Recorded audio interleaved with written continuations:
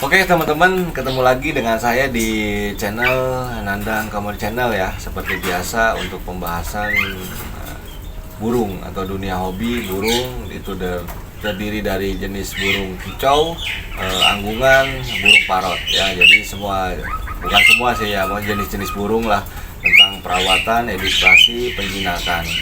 Mungkin teman-teman yang sudah mengikuti sudah pasti paham. Oke, next untuk pembahasan hari ini yaitu masih tentang burung ciblek atau jenis-jenis burung ciblek ya. Mungkin di depan saya udah ada ya teman-teman, biasa bahan yaitu judulnya cara perawatan harian burung ciblek sawah ya. Saya di sini saya ulang ya, karena untuk burung jenis ciblek ini banyak ya. Takutnya salah juga kata yang bilang ciblek gunung, ciblek sawah, ciblek tebu, ciblek alang-alang atau perenjak. Mungkin untuk pemula pun, mungkin bagi saya yang masih belajar tentang jenis-jenis burung untuk perawatan harian pun, saya masih bingung teman-teman ya, masih bingung. Nah, untuk itu nanti yang akan saya bahas di sini yaitu tentang perawatan harian burung ciblek sawah ya. Nanti boleh komen-komen, takutnya ada yang salah ya. Kemarin untuk di part 1 seperti biasa unboxing, review sudah, terus bagaimana caranya burung tersebut supaya bisa bertahan hidup. Untuk lanjut ke perawatan lain-lain sudah ya. Untuk pengepuran juga sudah, untuk pembuktian pengepuran juga sudah. Nah, mungkin untuk yang hari ini kita lanjut untuk perawatan harian. Ya pasti jelas yang kita harapkan teman-teman sebagai penghobi atau pecinta kicau mania, apa yang burung kita piara itu bisa bunyi ya, gacor ya. Syukur-syukur rajin gacor gitu ya, setidaknya bunyi lah gitu kan, jadi nggak sampai mendep gitu kan. Nah, sebelum lanjut ke pembahasan atau ke topik, jangan lupa untuk tekan tombol subscribe dulu teman-teman, karena subscribe itu gratis. Oke. Nah, di sini sudah ada ya teman-teman burungnya.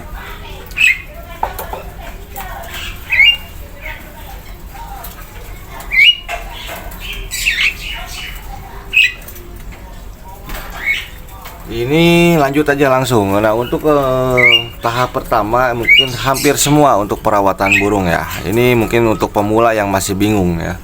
Nah, untuk yang biasa saya lakukan ke burung-burung saya teman-teman, kalau sempat ya, kalau memang ada target kita pengen bener-bener burung itu rajin bunyi, usahakan jam 4:30 ya, atau maksimal jam 5 itu udah kita ambun teman-teman. Kita ambun ya, sampai benar-benar kita ambun. Lebih bagus lagi jam 4 atau setengah 4 itu lebih bagus ya, pas kita menjelang mau sholat subuh kita ambun. Kenapa? Untuk tujuannya pengembunan teman-teman, untuk merangsang kegacoran burung tersebut, dan kesehatannya juga pasti benar-benar ini ya teman-teman, terjaga. Nah, untuk sistem pengembunan itu biasa saya lakukan sampai dengan bener-bener sampai jam 6:30. Nah, 6:30 itu mungkin hari ini mendung ya. Nah, untuk 6:30 ini saya langsung kita jemur teman-teman. Entah itu mau ada panas atau ada enggak, kita jemur ya. Kalau bisa jangan sampai benar-benar kena matahari full ya, jangan kena matahari full. Kita penjemuran hanya di yang bahasanya di tempat-tempat agak teduh-teduh lah ya.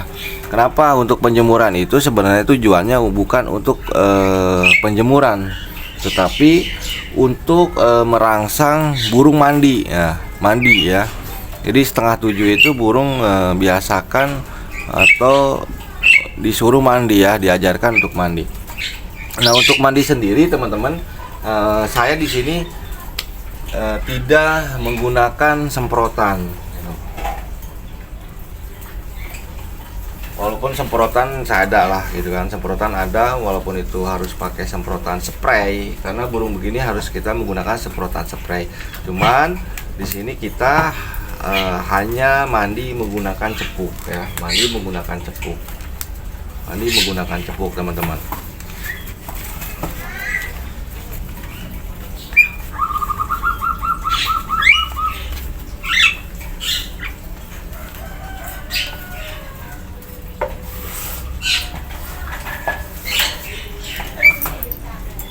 Untuk mandi sendiri teman-teman bisa lihat nih, untuk mandi itu saya biasa menggunakan cepuk minum yang berukuran besar.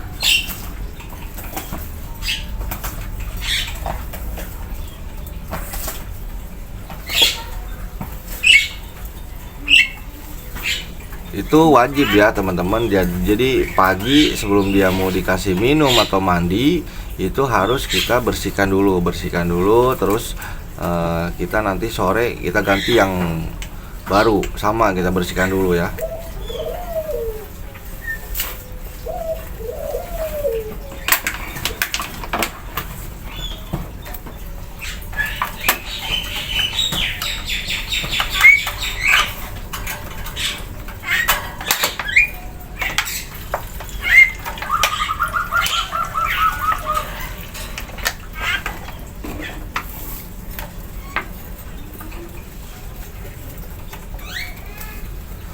Oke, jadi gitu ya, simple. Kalau saya nggak mau ribet teman-teman, karena dari sekian burung saya kan bukan hanya 1-2 gitu kan, karena emang banyak. Kalau kita tiap hari atau pagi sore sistemnya harus mandi, semprot, wah gempor gitu kan, nggak ada aktivitas yang lain. Mungkin teman-teman yang senasib, seperjuangan, yang kuli tapi masih piara burung, untuk perawatannya masih bingung, terkendala, jadi nggak begitu ya, nggak diambil pusing gitu kan.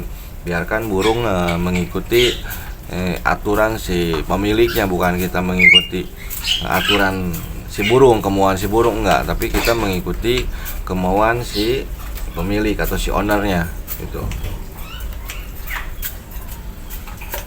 ya. Mungkin untuk penjemuran untuk burung ciblek ini teman-teman, yang biasa saya lakukan yaitu dari setengah jam sampai 2 jam ya, mungkin agak sedikit ekstrim. Nah di situ kembali lagi ke faktor cuaca atau kondisi cuaca teman-teman, karena kemarin banyak yang menanya, Om, terus bagaimana untuk penjemuran ini, berapa jam atau kondisinya bagaimana. Nah jadi itu menyesuaikan untuk kondisi dan cuaca, apalagi ya kadang musim hujan, kadang nggak nentu itu kan. Nah mungkin untuk burung ciblek ini, untuk semua jenis burung ciblek adalah burung fighter teman-teman. Ada yang mengatakan juga burung burung panas ya. Saya sih mengiyakan, karena burung panas ini biasa burung di kondisi yang cukup panas, sesuai dengan burung namanya burung sawah gitu, ciblek sawah ya. Jadi kalau ketika nanti kita kurang jemur, suhunya dingin, ada kemungkinan burung sakit juga gitu. Jadi penjemurannya konsisten, intinya sih konsisten. Entah itu di pagi hari hanya mau setengah jam atau 1 jam, udah lakukan itu teman-teman ya. Dan terus bagaimana untuk sore, Om? Untuk sore saya nggak pernah lakukan penjemuran teman-teman, lakukan penjemuran, pemandian juga enggak. Nah kenapa harus ada cepuk mandi di sini? Jadi kita nggak menentukan untuk burung harus kita mandi semprot gitu kan. Jadi ketika emang burung itu mau mandi, ya kan, mandi pagi, siang, sore, biarkan. Seolah-olah dia mandi karena keinginan sendiri kan, tanpa dipaksa. Ya, contoh mungkin ketika dia merasa kepanasan, ini biasa nyemplung sendiri mandi teman-teman, gitu. Itu jadi simple, jadi udah sejalan aja gitu kan. Tinggal kita nyeting, jemur, pengembunan, terus pemberian ekstra puding gitu ya. Jadi jelas untuk mandi, pengembunan, terus mandi ya kan. Kalau emang burung mandi ya kita jemur teman-teman. Kalau emang nggak mandi, kepantau nggak mandi, tetap kita jemur. Cuman setelah burung mandi, usahakan jangan kita langsung jemur teman-teman. Kita angin-anginkan dulu sampai bulu burung terlihat agak sedikit mengering gitu kan. Jangan sampai burung masih basah, bulunya masih basah, kita jemur. Nah, itu yang bahaya. Bahaya kenapa? Bisa mengakibatkan si bulu-bulu ekor atau si bulu burung itu keriting teman-teman, kan rusak gitu. Jadi harus tahu teori dan triknya teman-teman. Selanjutnya untuk penjemuran ya. Untuk penjemuran sih nggak masalah. Kalau emang cuacanya emang hujan, nggak usah nggak usah kita jemur gitu kan. Kita cukup angin-anginkan aja. Nah, terus untuk musim hujan ya nggak usah nggak usah dijemur, mandi aja. Sebenarnya kan dia tinggal mandi aja gitu kan, jadi tanpa ada paksaan teman-teman gitu. Nah, untuk pemberian ekstra puding, saya pemberian ekstra puding ketika tahapan-tahapan yang lain sudah selesai, dari pengembunan, terus pemandian, penjemuran, udah itu selesai semua, baru kita pemberian ekstra puding teman-teman. Nah, untuk ekstra puding sendiri ya, untuk ekstra puding sendiri teman-teman, yang saya sarankan ya, untuk burung jenis-jenis ciblek itu yang biasa saya gunakan hanya 4 alternatif, dari ulat kandang, terus ulat Hongkong, terus jangkrik ya, kroto 4. Nah, untuk pemberian ulat Hongkong nih, ulat Hongkong teman-teman, ulat Hongkong itu saya biasanya diberikan ke burung ciblek ya, itu mau ciblek apapun, hanya 2 teman-teman, hanya 2. Kalau kita emang hanya mau dikasihkan hanya ulat Hongkong aja, itu kita bisa setting pagi 5, sore 5 teman-teman.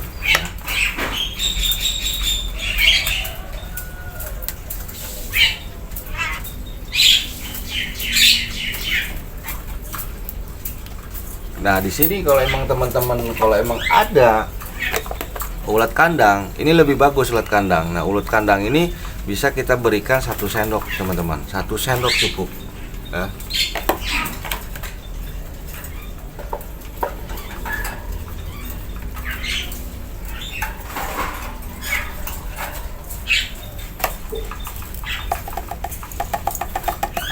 Oh, 1 sendok ini ulat kandang, 1 sendok dicepuk ke EF ya, mau itu EF yang jaring atau yang buat kroto boleh itu kan. Ini cukup untuk bukan untuk sampai sore lah ya, untuk sore cukup.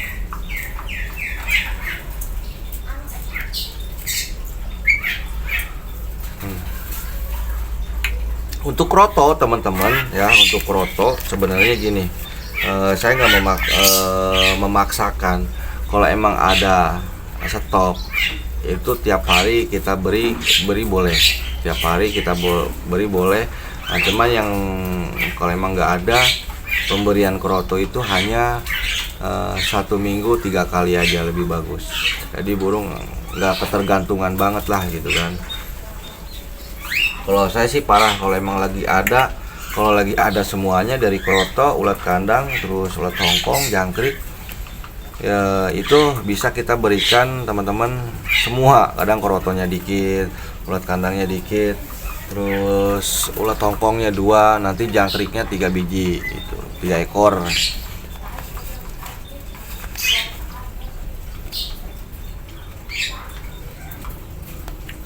Oke, tinggal kita kasihkan teman-teman. Oh iya, satu lagi untuk tadi karpet ya, yang pakai karpet teman-teman nih, ini mungkin udah 3 hari belum saya coba bersihkan. Nanti untuk pas penjemuran, pas mau dimandikan, jangan lupa dibersihkan dulu ya. Ini mohon maaf tadi nggak saya bersihkan dulu lah. Tuh, dia langsung makan teman-teman, kroto ya. Cuman begitu, kalau dia makan kroto, dia pasti diacak-acak lah. Tapi untuk perawatan saya ke ciblek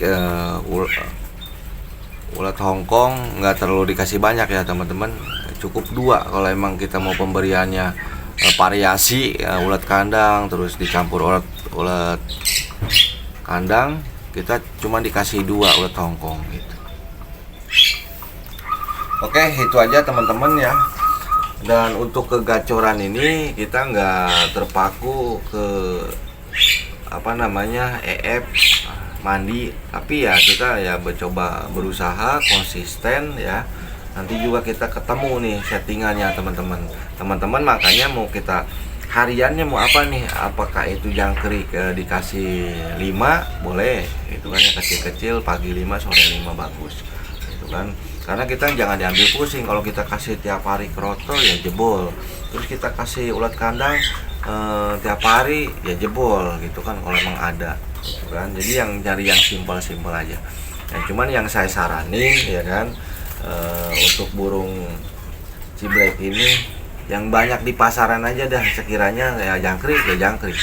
Kalau jangkrik cukup kita kasih 5, tapi yang kecil-kecil 5, pagi dikasih ulat Hongkong 2, sama sore nanti kita kasih. Kalau emang nggak ada, nggak pernah saya kasih, udah cukup pagi aja itu kan. Makanya kenapa saya kasih 2 jenis, kroto